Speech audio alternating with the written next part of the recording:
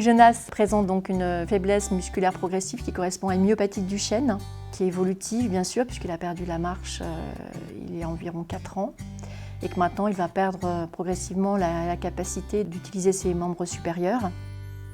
La pièce, c'est la plateforme moyen de compensation des membres supérieurs, où on a du matériel qui a été financé intégralement par la région Auvergne-Rhône-Alpes. Matériel donc de moyen de compensation des membres supérieurs pour faire des essais justement lors de consultations spécifiques pour les patients qui ont des maladies neuromusculaires.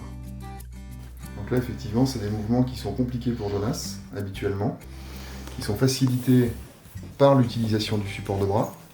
Et comme je lui posais la question là, de remonter ses lunettes, il s'est gratté le nez, bref, c'est des mouvements qu'il est amené à faire au quotidien hyper souvent, et que là, il peut réaliser sans difficulté avec ce support de bras. C'est la première plateforme pédiatrique en France. Il y en a 4 consultations autres adultes.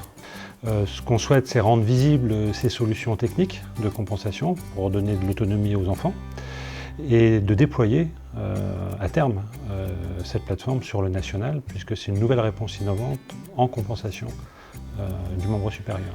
Donc la région nous a permis, en ouvrant un appel à projet qui s'appelait Handicap et Innovation, en répondant à ce projet, de nous verser une subvention. Ils nous ont accordé une subvention à hauteur de 89 000 €.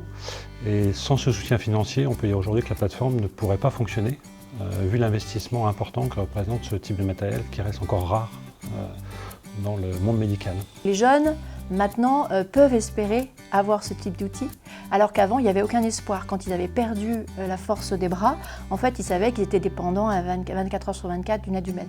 Maintenant, ils savent qu'avec ce type d'outil, ils peuvent de temps en temps faire des activités tout seuls, ils peuvent éventuellement aller travailler avec un outil d'aide aux membres supérieurs, et donc ça donne quand même une perspective d'avenir qui est plus valorisante pour eux.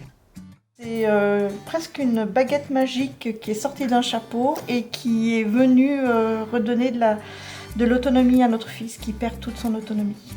Ça n'a pas de prix de le voir pouvoir se servir à nouveau de ses bras, de son bras presque normalement. J'arrive même pas à détacher mon regard de lui tellement.